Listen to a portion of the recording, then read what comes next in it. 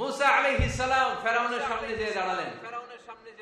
ফেরাউনের জাদুকররা বিশাল বড় বড় বাঘ বানালো, সিংহ বানালো, সাপ বানালো। মুসা আলাইহিস সালাম দেখে ভড়কে গেলেন, ভয় পেয়ে গেলেন। আল্লাহ বললেন, মুসা ভয় নাই, তোমার লাঠিটা খালি ফেলো। কি ফেলো? মুসা আলাইহিস সালামকে একটা লাঠি দিছে কে? লাঠি ফেলার সাথে সাথে মুহূর্তের মধ্যে হাইয়াতান তাসআ, বিশাল এক অজগর সাপ। এই বিশাল অজগর সাপ ফেরাউনের জাদুকরদের বানানো সব ভাগ, ভাল্লুক, সিংহ আর সাপগুলো রেখে বিশাল ফানা ধরে আছে। আর সাপ বলতে শুরু করেছে, আর কি আছে নিয়ে আয়। সুবহানাল্লাহ বলতে পারলেন না? এই দৃশ্য দেখার সাথে সাথে ফেরাউনের রাজপ্রাসাদের সামনে যতগুলো জাদুকর ছিল, কোরআন বলে ফাউলকিয়াস সাহারাতু সাজিদিন।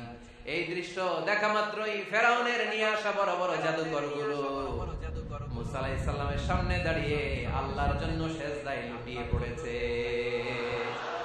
ফাউলকিয়াস সাহারাতু সাজিদিন, সিজদায় লুটিয়ে পড়ে ঘোষণা দিল, আমি ফেরাউনরে মানি না, আমি কোন নাস্তিককে মানি না, আমি মুসার রব, হারুনের রব, বনি ইসরাইলের রব, আল্লাহর জন্য সিজদায় লুটিয়ে পড়লাম। চিল্লায় পড়লাম আল্লাহু আকবার। মুহূর্তে এক সিজদার কারণে তাদের নসিবে হেদায়েত দিয়ে দিয়েছে কে? পৃথিবীর কেউ কাউরে হেদায়েত দিতে পারে? অনেক বাবা ছিল নবী, ছেলের কপালে হেদায়েত নাই, আছে না নাই? অনেক ছেলে ছিল নবী, বাবার কপালে হেদায়েত নাই, আছে না নাই? হেদায়েত দেওয়ার মালিক একজন, চিল্লায় বলেন তিনি কে? একটা সিজদা, একটা সিজদা, একটা সিজদার আদেশকে অমান্য করার কারণে ইবলিস জাহান্নামীদের সর্দার। চিল্লায় বলেন ঠিক কিনা? وَإِذْ قُلْنَا لِلْمَلَائِكَةِ اسْجُدُوا لِآدَمَ فَسَجَدُوا إِلَّا إِبْلِيسَ أَبَى وَاسْتَكْبَرَ وَكَانَ مِنَ الْكَافِرِينَ। আল্লাহ বললেন, ও ফেরেশতাকুল সবাই আমার আদেশ মোতাবেক আদমকে সিজদা করো। সবাই সিজদা করলো, একজন ছাড়া, সে কে? আরো জোরে বলেন কি নাম? আবা,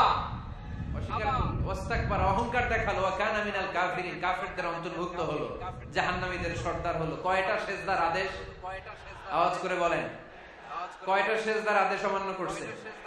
সিজদা কয়টা দেয় নাই? আপনি দেন নাই কয়টা? হ্যাঁ, আমরা দেই নাই কয়টা? এক সিজদা না দিয়ে জাহান্নামীদের লিডার।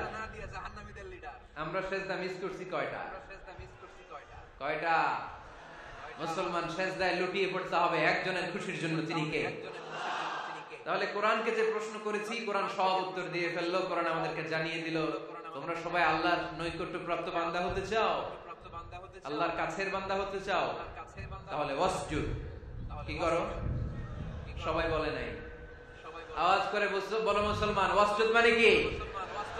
সিজদা করো। সিজদা করলে আল্লাহর কাছে যাওয়া যায়। মনের যত জ্বালা যন্ত্রণা দুঃখ ব্যথা আপনি সিজদায় পড়ে আল্লাহরে বলেন। কোনো ভায়া লাগবে না, কোনো মিডিয়া লাগে না, কোনো সিরিয়াল লাগে না, কোনো অ্যাপয়েন্টমেন্ট লাগে না। ডাকতে দেরি, ডাকে সাড়া দিতে দেরি হয়। তাহলে কোরআনের আলোকে আজকে আমরা জেনে গেলাম আল্লাহর কাছে যেতে হলে সিজদায় লুটিয়ে পড়তে হয়। এবার আমরা সুন্নাহর আলোকে জানার চেষ্টা করব কি করে আল্লাহর কাছে যেতে হয়। শুনবেন? কষ্ট হচ্ছে নাকি আপনাদের? সুন্নাহকে যদি আমরা জিজ্ঞেস করি, বিশ্বনবী রেখে যাওয়া সুন্নাতে যদি আমরা একটু তালাশ করি, একটু স্ক্যানিং করি, একটু চোখ গোলাই, তাহলে সুন্নাহ আমাদেরকে বলে বেশি বেশি নফল ইবাদত করো আর আল্লাহর নৈকট্য হাসিল করো। সুবহানাল্লাহ বলবেন না? কোরআন বলেছে সিজদায় লুটিয়ে পড়ো। যা যা বললাম আমি ওঠার আগে জিজ্ঞেস করে আবার শুনে যাব, কারণ আমি মনে করি এটা ক্লাস। এটা কি ক্লাসে পড়া দেওয়া নেওয়া আছে না নাই? এতক্ষণ পড়ানোর পরে জিজ্ঞেস করার দরকার আছে না নাই? কোরআন বলছে কি আর সুন্নাহ কি বলে?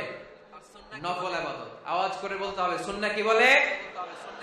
বুখারীর বর্ণনা, আল্লাহর হাবিব সাল্লাল্লাহু আলাইহি ওয়াসাল্লাম বলেন, মা ইয়াজালু আবদি ইয়াতাকাররাবু ইলাইয়া বিন নওয়াফিল, বান্দা যত বেশি নফল ইবাদত করতে থাকে, করতে করতে করতে করতে বান্দা আমার কাছের নৈকট্য প্রাপ্ত বান্দা হয়ে যায়। হাত্তা উহিব্বাহু, এরপর আমি আমার বান্দারে এত ভালোবাসি, কুনতু সামআহুল্লাযী ইয়াসমাউ বিহি, বান্দা যখন শুনে সে তার নিজের কান দিয়ে শুনে না, আমি আল্লাহর কানে শুনি। কুনতু বাসারাহুল্লাযী ইউবসিরু বিহি, বান্দা যখন দেখে নিজের চোখে দেখে না, আমি আল্লাহর চোখে দেখে। ওয়া ইয়াদাহুল্লাযী ইয়াবতিশু বিহা, বান্দা যখন কিছু ধরে বান্দার হাতে ধরে না, আমি আল্লাহ হাতে ধরে। ওয়ারিজলাহুল্লাতি ইয়ামশি বিহা, বান্দা যখন হেঁটে যায় ওর নিজের পায়ে হাঁটে না, কেমন যেন আমি আল্লাহর পায়ে হাঁটে। আওয়াজ করে বলতে হবে আল্লাহু আকবার। মানে আল্লাহ বুঝাতে চাইলেন আমি তখন তার কান হয়ে যাই, আমি তখন তার চোখ হয়ে যাই, আমি তখন তার হাত হয়ে যাই, আমি তখন তার পা হয়ে যাই। আমার আর তার মাঝে আর কোনো ফারাক থাকে না, সে আমার একেবারে নিকটে চলে আসে। আওয়াজ করে পড়েন সুবহানাল্লাহ। এজন্য বিশ্বনবী সাল্লাল্লাহু আলাইহি ওয়াসাল্লাম বদরের প্রান্তরে তলোয়ার নাই, ঘোড়া নাই, ওট নাই, সৈন্য সামন্ত নাই, না খেয়ে হাড্ডি সারা 313 জন মুসলমানকে নিয়ে আল্লাহর উপর ভরসা করে বদরের প্রান্তরে দাঁড়ালেন।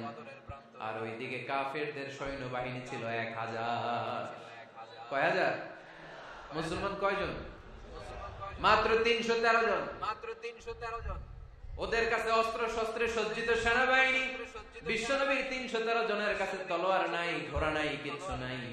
বিশ্বনবী আল্লাহর উপর ভরসা করে এক মুষ্টি বালি নিয়ে ওয়াশাহাতিল ওযু, কাফেরদের চোখগুলো ধ্বংস হোক বলে তিনি বালুগুলো ছড়িয়ে দিলেন। মুহূর্তের মধ্যে 1000 সৈন্যবাহিনীর কাফের সৈনিকদের চোখের মধ্যে ধূলিকণা পৌঁছে দিল কে?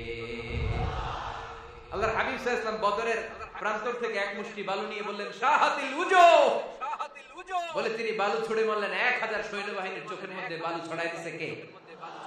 বুঝে শুনে উত্তর দিয়ে। এখানে 1000 লোক দাঁড়ানো, আমি বালু নিলাম, গায়ের যত জোর আছে সবার চোখের দিকে মারলাম। 1000 জনের চোখের ভিতরে ঢুকবে সর্বোচ্চ 5 জন, বেশি হইলে 10 জন, তার চেয়ে বেশি হইলে 20 জন, বেশি হইলে 50 জন। বুঝে শুনে উত্তর দিয়ে। আমার মুষ্টিবদ্ধ বালু ছুঁড়ে মারলে 1000 মানুষের চোখের মধ্যে পড়বে। আওয়াজ করে বলেন পড়বে। এজন্য আল্লাহ বলেন নবী ওটা তুমি মারো না, ওটা আমি মারছি। সুবহানাল্লাহ নাই। আল্লাহ বিশ্বনবীরে ডেকে বলেন ওমা রামাইতা ইয রামাইতা ওয়ালাকিন্নাল্লাহা রামা। নবী হে, বালু তুমি ঠিকই তোমার হাতে নিয়েছো, কিন্তু আমি আল্লাহ নিজ দায়িত্বে 1000 কাফেরের চোখের ভেতরে বালুগুলো পৌঁছে দিয়েছি। তাহলে বান্দা যখন নফল ইবাদত করে তখন বান্দার হাত আর বান্দার হাত থাকে না, ওইখানে আল্লাহর হাত যুক্ত হয়ে যায়। বান্দার পা থাকে না, সেখানে আল্লাহর পা যুক্ত হয়ে যায়।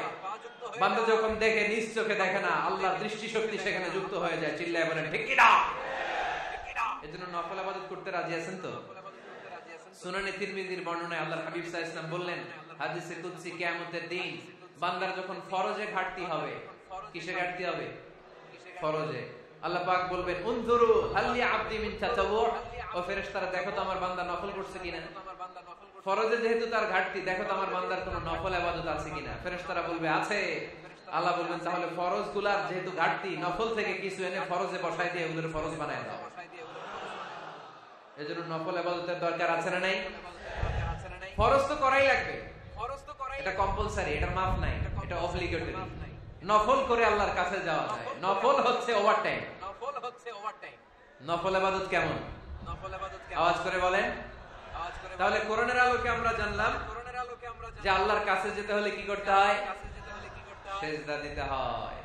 আর সুন্নাহর আলোকে আমরা জানলাম আল্লাহর কাছে যেতে হলে কি করার মাধ্যমে কাছে যেতে হয়? আওয়াজ করে বলেন। নফল ইবাদত করতে রাজি আছেন সবাই?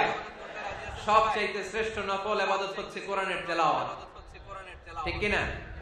আল্লাহর হাবিব সাল্লাল্লাহু আলাইহি ওয়াসাল্লাম বলেন নফল ইবাদতের মাধ্যমে আল্লাহর কাছে যেতে চাও, নৈকট্যপ্রাপ্ত বান্দা হতে চাও, আফদালুল ইবাদাতি তিলাওয়াতুল কোরআন। সবচেয়ে যত নফল ইবাদতের লিস্ট হতে পারে, এই লিস্টে র্যাঙ্কিং এ 1 নাম্বার থাকবে কোরআনের তেলাওয়াত। এই কোরআন তেলাওয়াত করতে রাজি আছেন তো? আমার হাতে যে কিতাবটার নাম কি? সবাই বলতে পারেন নাই? আওয়াজ করে বলেন তো কিতাবটার নাম। এই কিতাবে ভুল আছে, সন্দেহ আছে, সংশয় আছে? এটা আলোর পথ দেখায়। এই কিতাব মানুষকে মানুষের মতো মানুষ বানায়, ঠিক কিনা? গরুর পেট থেকে বেরোলে ওটা গরু, ছাগলের পেট থেকে বেরোলে ওটা ছাগল হয়, মানুষের পেট থেকে বেরোলে ওটা মানুষ হয় না, ওটার মানুষ বানাইতে হয়। মানুষ বানানোর জন্য কোরআন পড়ার দরকার আছে না নাই? তাহলে নফল ইবাদত করে আমরা আল্লাহর নৈকট্য পেতে চাই। 1 নাম্বার যে ইবাদতের কথা আপনাদেরকে শোনালাম সেটা হচ্ছে কোরআনের তেলাওয়াত। রাজি আছেন সবাই? ফজরের পরে এই নিমসার এলাকায়, এই কুমিল্লা এলাকায় কোরআনের সুমধুর বাণীতে আমাদের গ্রামগুলো মুখরিত থাকতে হবে। আওয়াজ করে বলেন ঠিক কি না? সময় ছিল আমার বাংলার ৬৮,০০০ গ্রাম থেকে ফজরের পর কোরআনের ধ্বনি শোনা যেত। ৬৮,০০০ গ্রাম থেকে মক্তবগুলো থেকে আল্লাহর বাণী শোনা যেত। কিন্তু এখন নানা ষড়যন্ত্রের কবলে পড়ে আমাদের মক্তব বন্ধ হচ্ছে, আমাদের কোরআন তেলাওয়াত থেমে যাচ্ছে। কোরআনের তেলাওয়াত কশিন কালেও থামায় দেওয়া যাবে না, চিল্লায় বলেন ঠিক কিনা? রোজ সকালে শুনতাম আগে আল কোরআনের বাণী রে, আল কোরআনের বাণী, এখন শুনি সারে গামার দীপ্ত ফ্যান ফ্যানানি। ধর্মপ্রাণ মুসলমান আজকাল হয়েছে মডার্ন, ধর্মপ্রাণ